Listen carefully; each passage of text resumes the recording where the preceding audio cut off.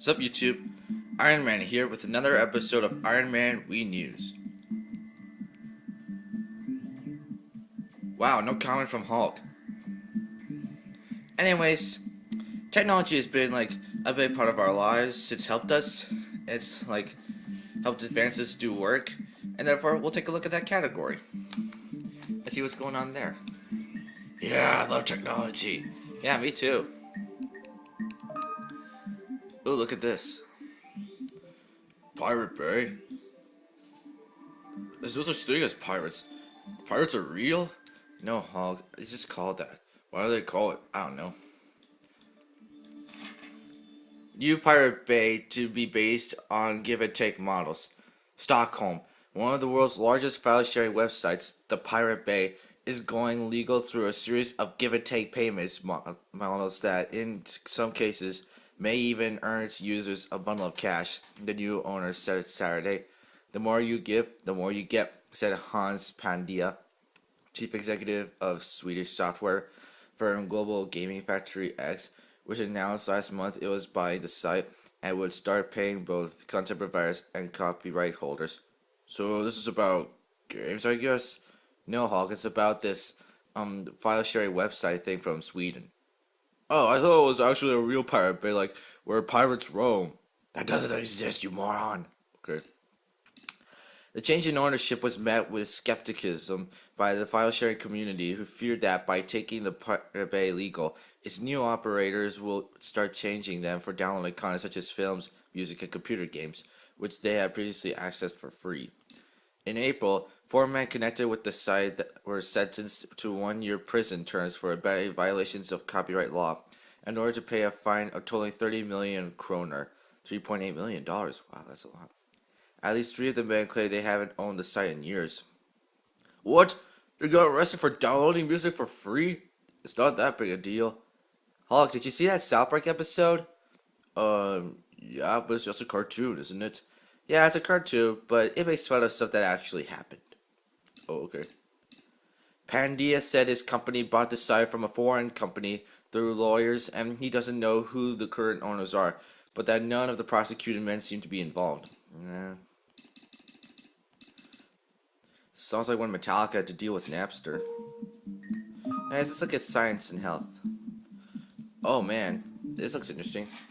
Spacewalk Day. Astronauts new port on lab in Cape Canaveral, Florida. Astronauts working inside and out installed a port for experiments on Japan's enormous space station lab Saturday, accomplishing the major objective despite microphobic static that often drowned out the spacewalkers' voices. Veteran spaceman David Wolf and rookie Timothy Copra said could barely make themselves understood at times because of the loud static emanating from Copra's helmet microphones. Dave, you're unreadable, astronaut Christopher Cassidy called from inside the shuttle station complex. 2 hours later, it was no better. It's hard to follow along with this calm, Cassidy said, looking for classification on what the spacewalkers were doing. The trouble lasted the entire 5.5 hour spacewalk, the first of 5 planned during Endeavour's space station visit. I already did an article on that. Yeah, but it did really interest me. Hulk, news never interests you. I know. So why are you here? Because I like to, so I can talk to Spider-Man and Batman.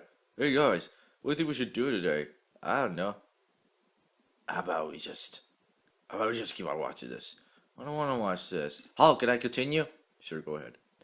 Mission control officials said that it was a challenge to monitor the 220-mile high action, especially with so many people in orbit. A record crowd of 13, but they said that its static never threatened safety. The problem apparently was with the 2 microphone booms in the cap by Copra under his helmet. The booms were too far from his mouth, and he could not move them once his helmet was on, and the ventilation flow created all the static. The booms may have been bumped as he was putting on his helmet. This was Copra's only spacewalk for the mission, so the airways could be much quieter when the astronauts stepped back outside Monday. That's tomorrow, isn't it? Yeah. And this is all from NASA. NASA? Isn't it like in the Kennedy Space Center or something? And oh man, AIDS drug shortage threatens Africa. Cape Town, South Africa. Doctors Without Borders warned Saturday that a chronic shortage of drugs to treat AIDS in 6 African countries could cost thousands of lives or reverse programs made in the continent most affected by the disease. Wow, that's just bad. So people are like getting AIDS because of drugs? That didn't really make any sense. So, Iron Man here, and I say we're signing off. Yesterday's catchphrase is the first episode. Oh, thank you, Hulk. Thank you for that. You can't have a good day without good news. You finally said that. It feels like forever since you didn't say that. Don't you guys think? Yeah, a little. I think he got a little bored of it. No, I don't think he got bored of it. I just think he forgot to say it sometimes. How would you know? I don't know, probably because I asked the guy. Well, yeah, I suppose. Hey, can we play Xbox now? I think we're reviewing a game on some other system next. Oh, whatever.